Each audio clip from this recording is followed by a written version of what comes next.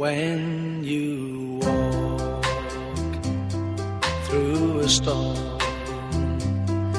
Hold your head up high and don't be afraid of the dark.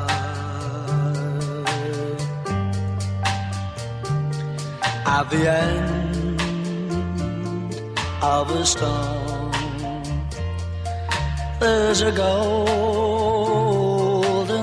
sky and the sweet silver sound of love.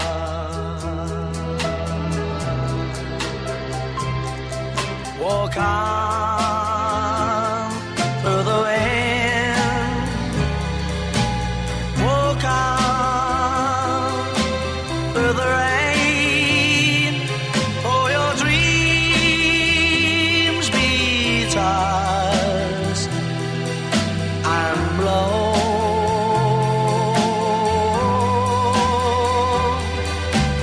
Walk on with hope in your heart, and you'll never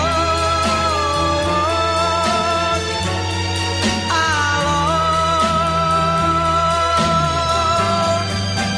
You'll never walk alone.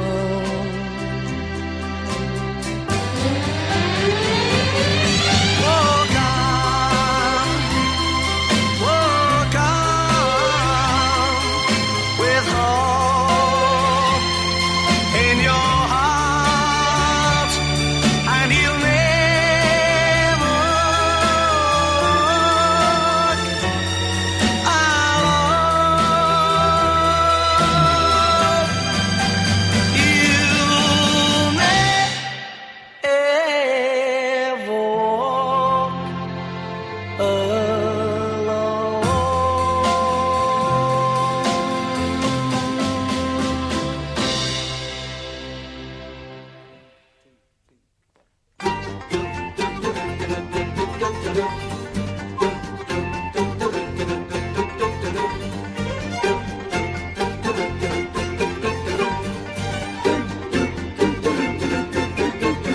It was far across the sea when the devil got a hold of me. He wouldn't set me free, so he kept me sold for ransom. Na na na na na na na na na na na na na na na na na na. I'm a sailor man from Glasgow town. I've roamed this world around and round. He's the meanest thing that I had found in all me days of wandering. Na na na na na na na na na na na na na na na. And I could see his evil eyes. What's then he took me by surprise. Take me to your paradise. I want to see the jungle. Na na na na na na na na na na na na na na na na. Here we go again. We're on the road again. We're on the road again. We're on our way to paradise. We love the jungle deep. That's where the lion sleeps.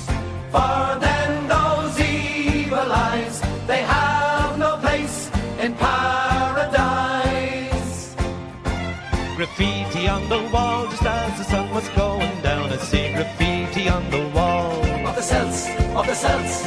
Graffiti on the wall, it says we're magic, we're magic. Graffiti on the wall. Graffiti on the wall. And it says ooh ah up the rat, say ooh ah up the rat. Ooh ah up the rat, say ooh ah up the rat. Ooh ah up the rat, say ooh ah up the rat. Ooh ah up the rat, say ooh ah up the rat. Ooh ah up the rat, say ooh ah up the rat. Ooh ah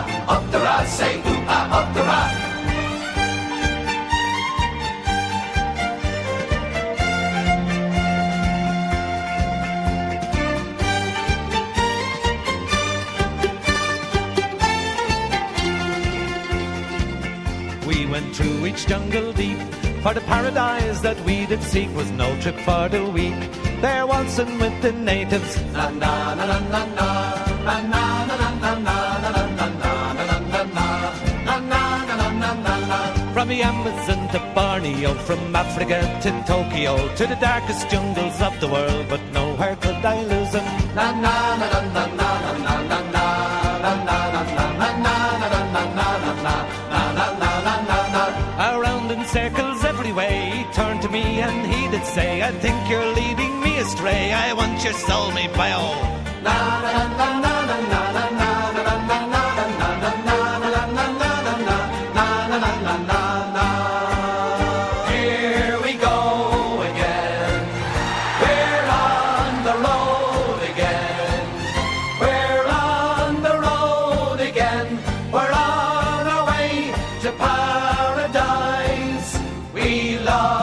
Jungle deep, that's where the lion sleeps.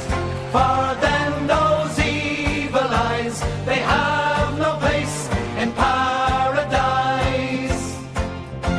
Graffiti on the wall, just as the sun was going down, I see graffiti on the wall. Of the cells, of the cells. Graffiti on the wall, it says we're magic, we're magic. Graffiti on the wall.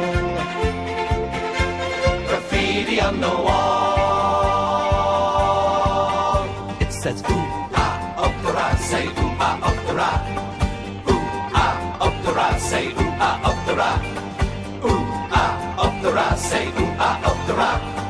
Ooh ah up the rat, say ooh ah up the rat. Ooh ah up the rat, say ooh ah up the rat. Ooh ah up the rat, say ooh ah up the rat.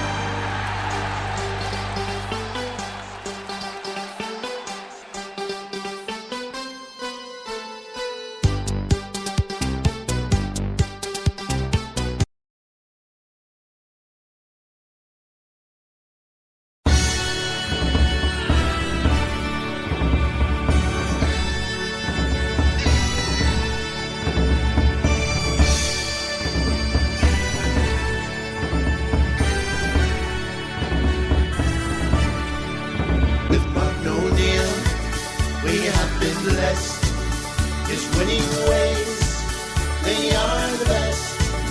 His style and vision are revealed when the Glasgow Celts take to the field. The quiet years are surely over.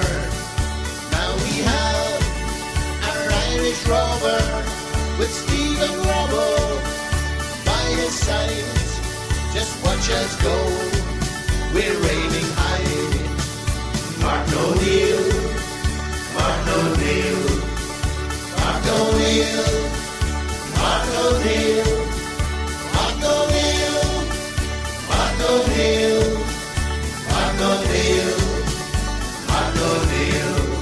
At Celtic Park, you'll hear the noise, you'll hear us sing for Martin's boys to be the best in every game. Europe is our aim. Now Martin's name we'll sing out loud. You can be sure he'll make us proud. Not since the days of Big Jock's team we had the glory and the dream. Mark O'Neill, Mark O'Neill, Mark O'Neill, Mark O'Neill, Mark O'Neill, Mark O'Neill, Mark O'Neill, Mark O'Neill.